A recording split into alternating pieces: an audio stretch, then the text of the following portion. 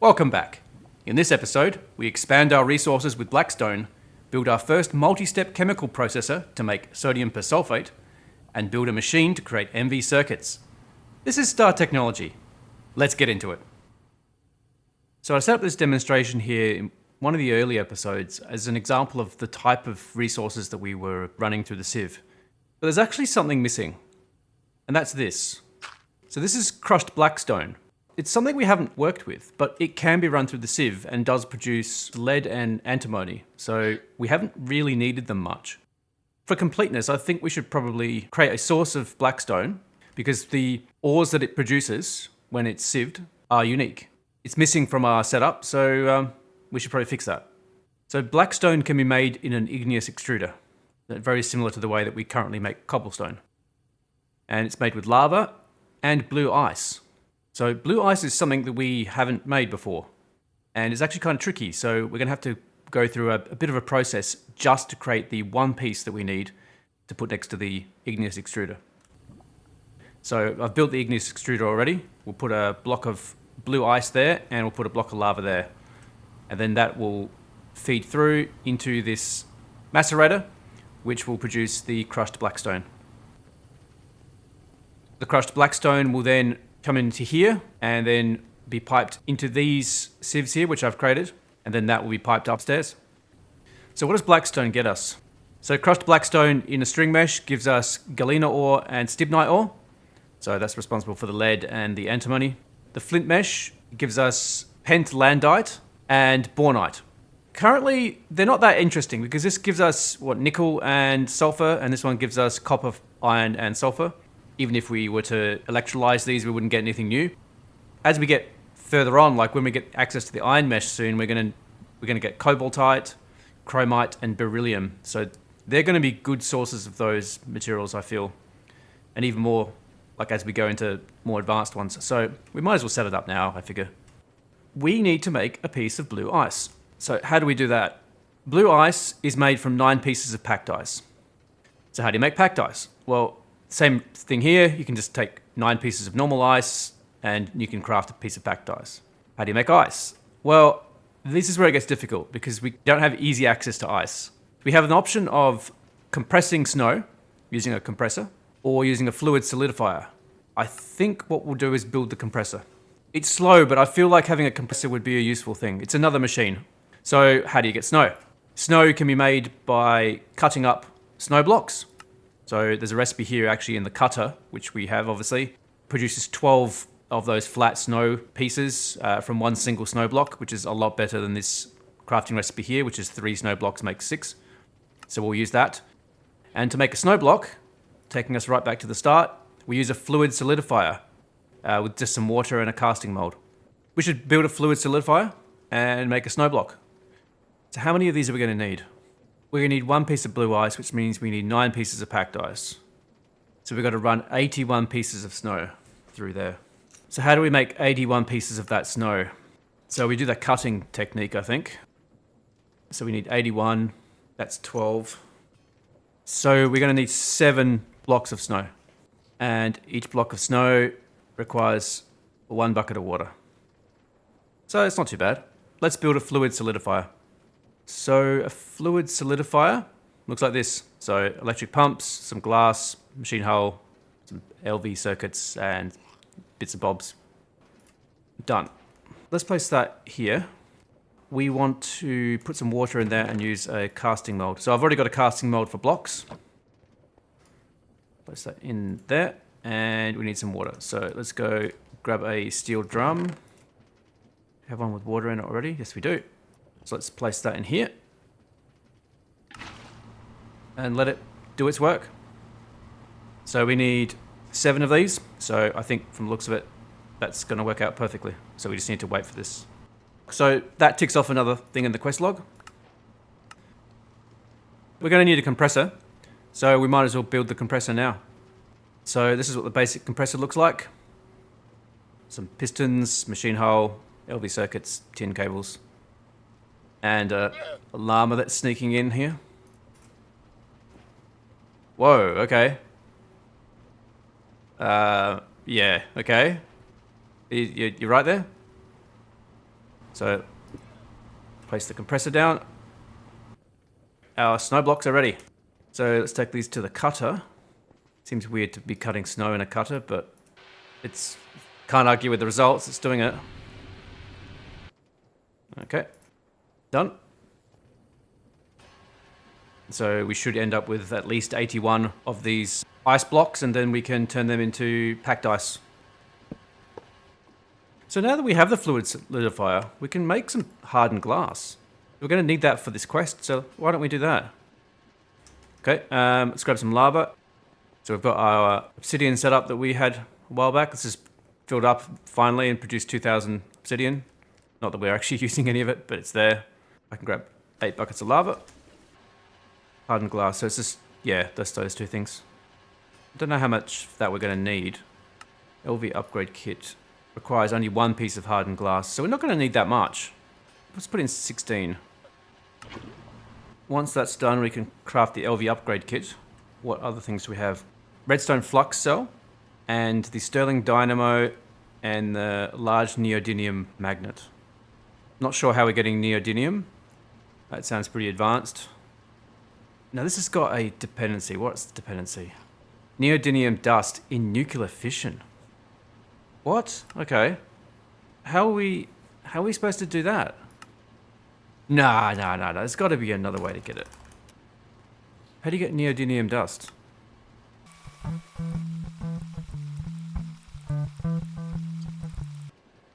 Okay, yeah, I don't know. But we have 16 of our hardened glass. We can tick that off. And now we can make an LV upgrade kit. So what do we need for that? Invar, circuit, bronze gear.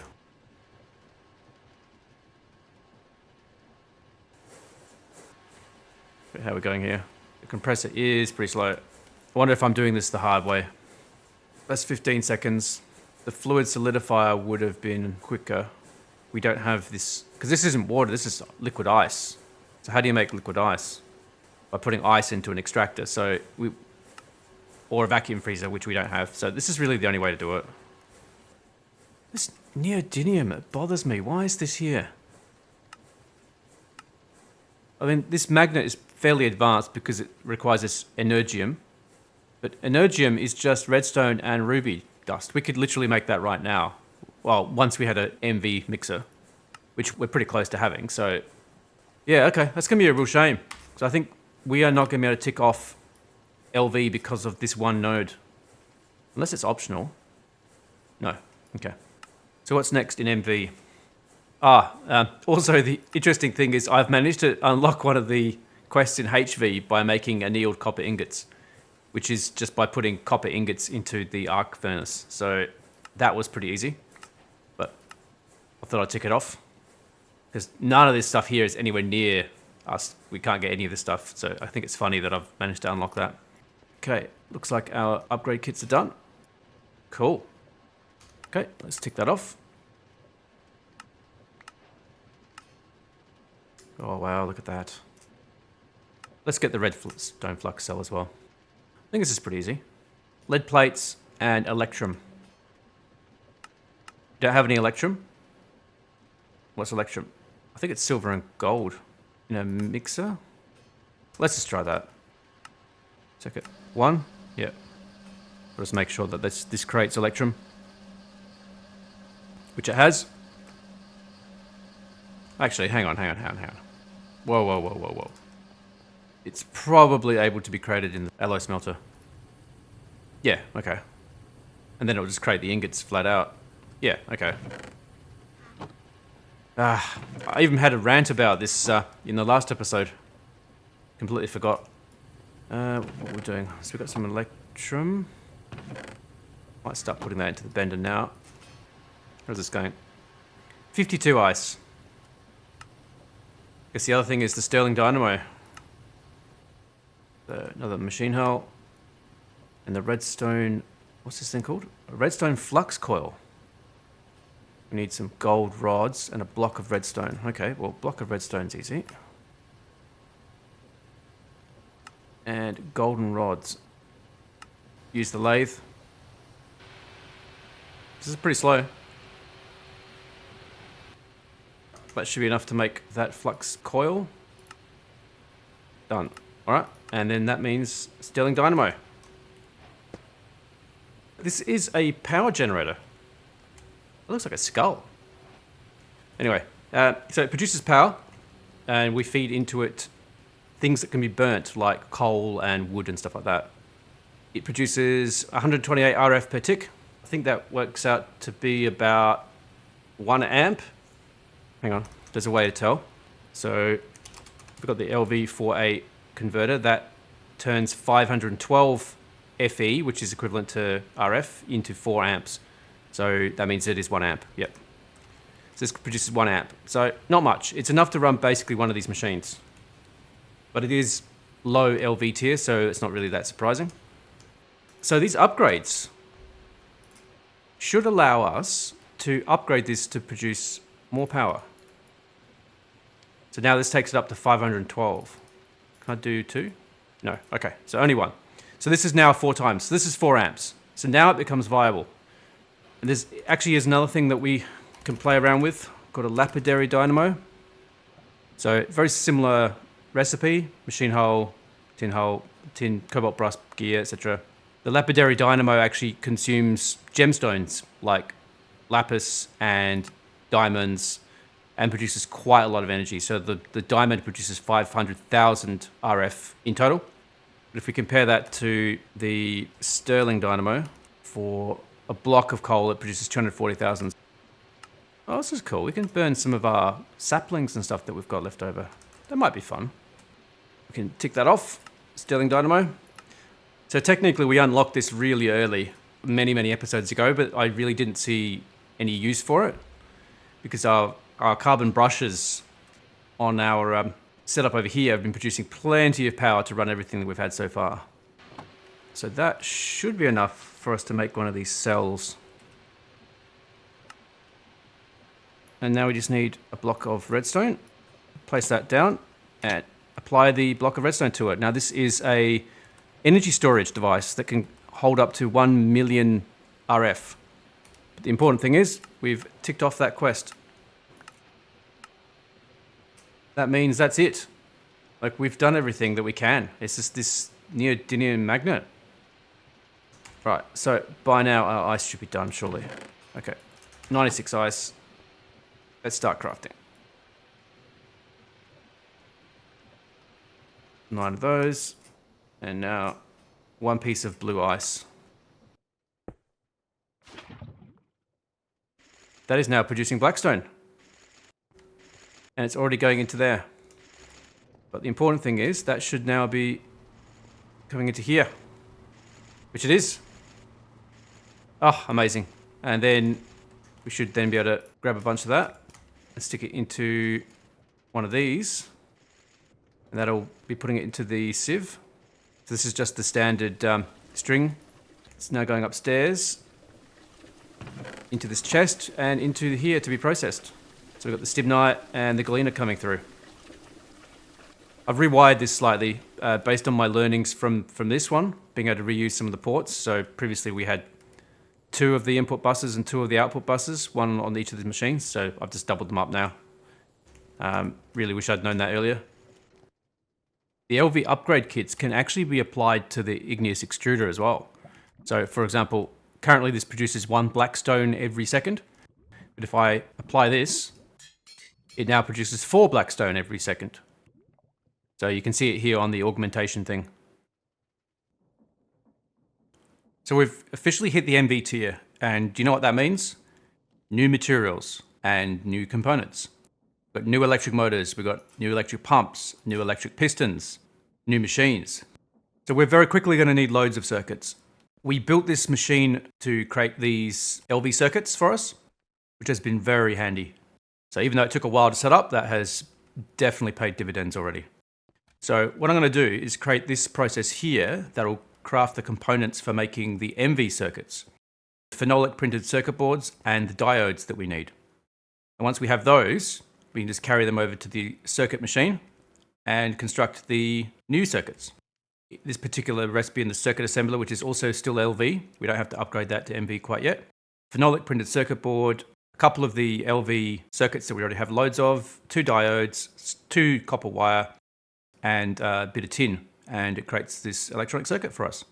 We already have the chain here for providing the tin, and everything else is on hand. So this seems like a good thing to do very early, because we're going to be building loads of MV circuits. So a few episodes back, we crafted 3 of these MV circuits by hand.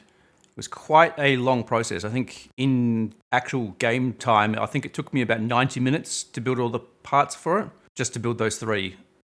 Obviously, we don't want to be doing that. We're a bit more advanced now that we have a few more machines. If you remember, there was a whole long chain of chemical reactions we had to do. So we had like sulfur dioxide to trioxide to sulfuric acid, and then bisulfate, and then the sodium persulfate, which is used for the actual etching process of the boards. So what I've done here is, as I mentioned back in that episode, I said maybe we should create a chain for it, but I decided no, I'll just do it by hand. I think the time has come to create the process. As per my previous builds, what I've done is actually kind of pre-set it up, so it's just easier to get started, and you can sort of visualize it a little bit better. So we're starting off with an electrolyzer using cassiterite dust, which is tin and oxygen. So this will produce oxygen. The oxygen will flow into these 2 chemical reactors. So the first one will be reacting the sulfur with the oxygen to create sulfur dioxide, and then they'll pipe it straight into here to create the sulfur trioxide. The sulfur trioxide will come into here and react with water, which I've already piped in from below. Here I've created an aqueous accumulator and just piped that up into there. The reason why I used an aqueous accumulator instead of like a crate pump is it's passive, so I don't need to run any cogs over here. And now that we're in MV, we should really be moving away from crate where we can. So then that creates sulfuric acid, which is then piped into this chemical reactor. So here we're going to react salt with the acid and create sodium bisulfate. That produces hydrochloric acid as a byproduct. So I've actually got no use for that currently. My plan is just to avoid that. Probably in the future we might find a use for that, in which case I'll pipe it in and send it somewhere else. I don't really have any good tanks yet for storing all these byproducts either. Later on in MV, we get access to a super tank, which is pretty cool. It's equivalent of a super chest, stores a lot of a single fluid, but we're going to have to go through this entire chain before we unlock that. So that'll come maybe in 2 episodes time. So we will eventually store that stuff. I hate wasting these products because it'll be useful later, but yeah, I just don't have a way of storing it for the moment. Next up, we then pass that bisulfate dust into the electrolyzer. This electrolyzer then turns it into sodium persulfate, and hydrogen gas is a waste. So similar system, we'll just vent that. Finally, the sodium persulfate gets fed into the assembler. Up above, we have a macerator that's macerating oak logs to create the wood pulp. So the wood pulp then flows into this assembler here, which is to build phenolic circuit boards. Phenolic circuit boards are made from wood pulp and glue. So I've created a pipe from our glue repository there, and that goes straight into there. And then once it's finished making those, it outputs them into that chest, down into here, into the assembler, where it combines with the final ingredient, the silver foil. And then that will create the phenolic printed circuit boards. That's probably the worst part of this whole process. Lots of machines. We've got 5 chemical reactors, 2 electrolyzers, 2 assemblers, and a macerator. I mean, that sounds like a lot, but it's actually, at this stage of the game, it's pretty easy to make. We've got lots of all the components for these, and we might as well use them. And so that's that. And then the other side of here is the diodes. So diodes are a lot simpler. In the assembler, we just need to combine fine copper wire, a small pile of gallium arsenide dust, and liquid glass. So that's what the extractor's for. So there's not really much to say about that. It's pretty simple. I guess one thing that's making this process a bit easier is I've pre-created a lot of the resources for it. So salt, obviously, we just create natively, so I just drag that over here. The sulfur, the same. Cassiterite, the same. Obviously, we've got the tree farm over there with loads of wood that's come out of that, so that's pretty easy. I did have a lot of silver ingots on hand, so I just made a lot of foil and just put it into there. It's easy enough to make, so I can just stock this up when required. So that's why I didn't create a silver foil making machine here. And same goes for this fine copper wire. The wire mill we have produces tons of that, and I ran a few ingots through and created a lot. So, and yeah, finally gallium arsenide as well. So being a small pile, I just created a bunch in the mixer and just created it by hand. Because those parts are easy. It's all this other stuff that's annoying. I'll probably have to upgrade this to like a 8 or a 16 amp converter, I think, because there's a lot of machines that are going to be on the same circuit. But we'll see, I guess. This is the recipe for the basic chemical reactor. Everything in there is pretty simple. We've got loads of stuff. Now, tin rotors are annoying to make. Tin plates, a few tools involved, a tin ring, and a tin screw. They're all kind of fiddly and just annoying. Up until this point, we didn't have a way of automating this. But now that we have a fluid solidifier, there's actually a recipe for just taking liquid tin and putting it into a casting mold for rotors. And that seems like a lot simpler than having to create these by hand. So basic circuit assembler that we're using is full of liquid tin, so I'll grab some of that. We do have the fluid extractor, and I have built a casting mold for rotors. I actually built it quite a few episodes ago, but didn't realize that we needed a fluid solidifier for it. I thought it was in the one of the alloy smelters, and so it's just been sitting there waiting just to remind me to use it. So let's place that in there. And it's actually a lot quicker than doing it by hand. Look at that. Ah, nice. We should always keep an eye on these sort of recipes for things, because there's usually shortcuts. And as we tech up, there'll be more and more. Like, for example, this extruder. It's MB, we don't have an extruder yet. But this is a way of building these tin rotors as well, just using tin ingots. So off camera, I took the tin rotors and crafted all of the chemical reactors that we need. So it's time to build. So starting off over here, we've got the electrolyzer. Let's get that installed. I just realized that I've actually already created a pipe that's underneath the floor to process, get rid of the tin from here. So I created that pipe for nothing. I guess I'll get rid of this. I'll get rid of the rest of it later. So first thing, put the electrolyzer in. So I've already pre-configured all these blocks to have their power already set up, so it should just start working. Okay, so this already has a pusher in it to push to the north. It's already going into there, going into the pipe.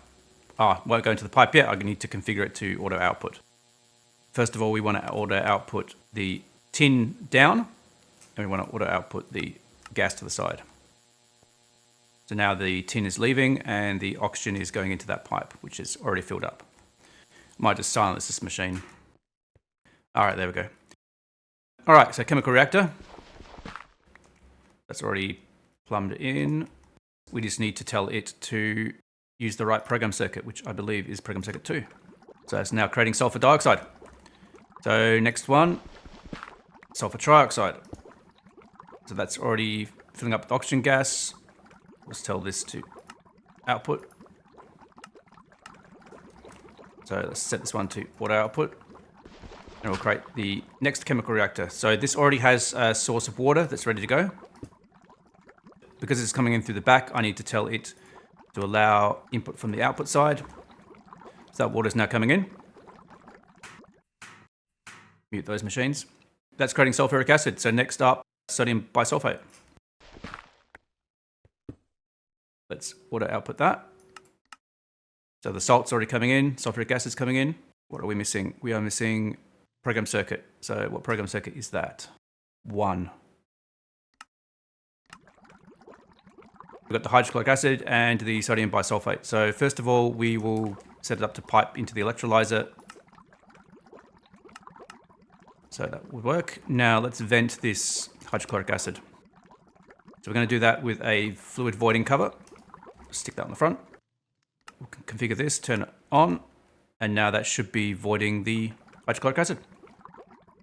So because there's only a single fluid as an output here, it doesn't need to discriminate, so it's just going to void any fluid.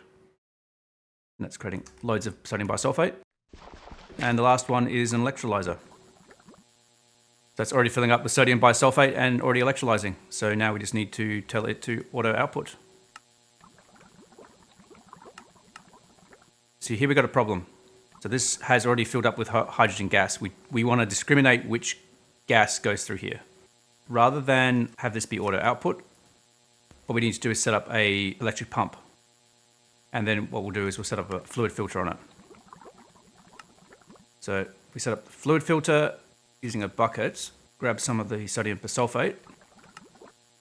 What we can do is put it in there, so we'll only ever use sodium persulfate. And if we say export, I think that's the one we need because it's relative to the machine. So just need to replace these pipes because they have hydrogen gas in them. Next thing we're going to do is void the hydrogen. So we want to only void the hydrogen, not the sodium persulfate. So we need to put a filter on it as well. Turn that on. And so it should just be voiding the hydrogen gas, which it is. So the sodium persulfate is still staying in that machine and building up. Let's get this upper section working. So we're going to need a macerator. So this doesn't have power yet. Okay, goofed there. Cool, okay. So put the macerator in. This doesn't have a pusher upgrade yet, but we're going to need one to push to the east. No, north. North. So that's pushing into there and is macerating. So let's tell this to auto output, and that should go into the assembler. It's already filling up with glue and wood pulp. I have goofed again because I forgot the power for that one. That's a little bit annoying. Okay, well, let's configure this to be auto output at least. And I'm going to have to move that. Yuck. How am I going to get power up there?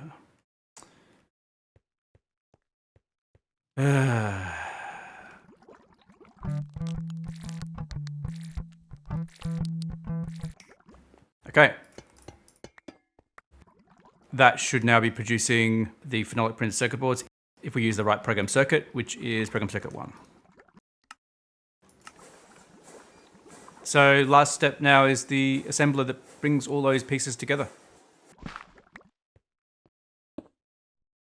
So one thing I did do, based on some advice I got in one of the comments, is make some of these intermediate ones downgraded.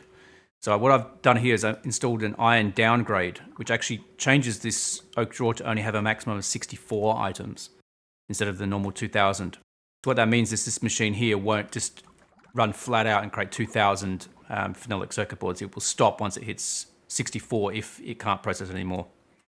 So at least then we don't have huge amounts on hand like happened here. I put in some steel ingots expecting this to run for a while and stop, but it created 2000 steel bolts.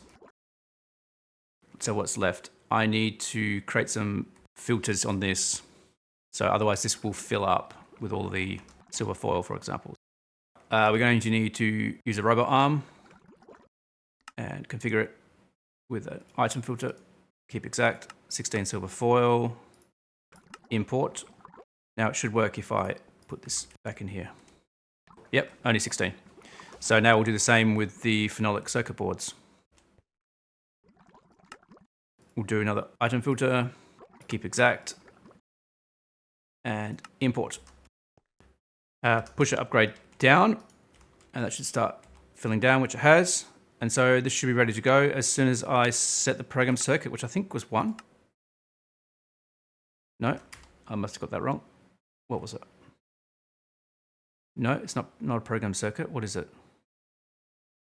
No, circuit board, silver foil, sodium persulfate. I'm missing something here. Quantities? Do I not have enough? Silver foil, phenolic circuit board, and sodium persulfate. I'm an idiot. It's not a basic assembler, it's a chemical reactor. For some reason, it seemed to me like you should have said, okay. I've got to redo all that and get another chemical reactor. I know I have got one. Yep.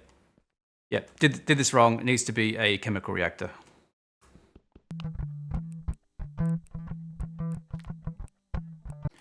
And then put a pusher upgrade on this going down.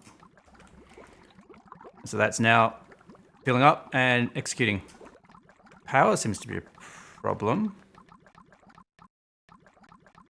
Yep, okay, so as I expected, we're going to have to build a better power station over there, which also means upgrading some of this cable, I think.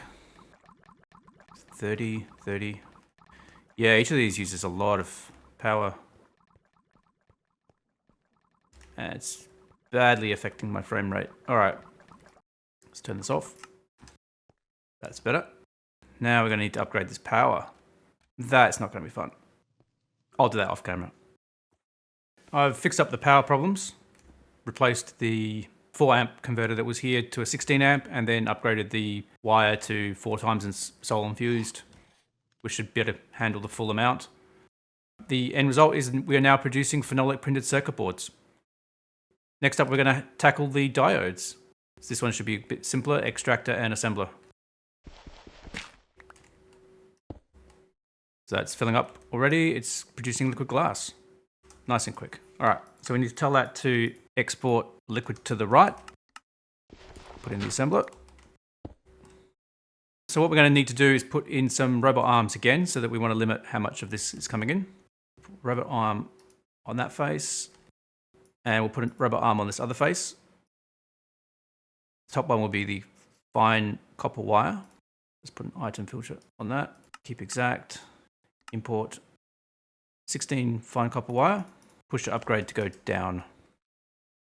Now it's got fine copper wire in it. And then we just need the gallium arsenide. Same story there. Go around the back. Put in an item filter. Tell it to keep exact. Import 16 of that as well. Push to upgrade. That's actually by default the output side, so we need to tell it to allow input from the output side. And now the only thing left is to tell it to output into there. So now we've done both of these steps, so phenolic printed circuit boards and diodes. But pretty soon we'll be able to create loads of MV circuits. Something that's probably worth mentioning that I overlooked initially.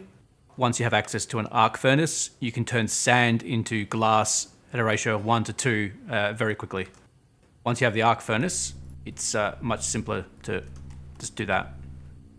Absolutely pouring out. This mod pack has a lot of things like that, where initially it's very inefficient, but there'll be something you can do later on that will be a lot easier or more efficient. Rotor casting is a good example of that. Making them by hand sucks. The phenolic printed circuit boards and diodes have been producing for a little while now, so I think it's time to craft some of those MV circuits. One stack of those, one stack of those, and some copper wire. And there we go. So how many of each do we need? We need 1 of those, 2 each of those. So that's going to make 32. That's pretty cool. Don't think we can stack it up any more than that. Let's put that in there. And that should auto output. Amazing. That's very cool.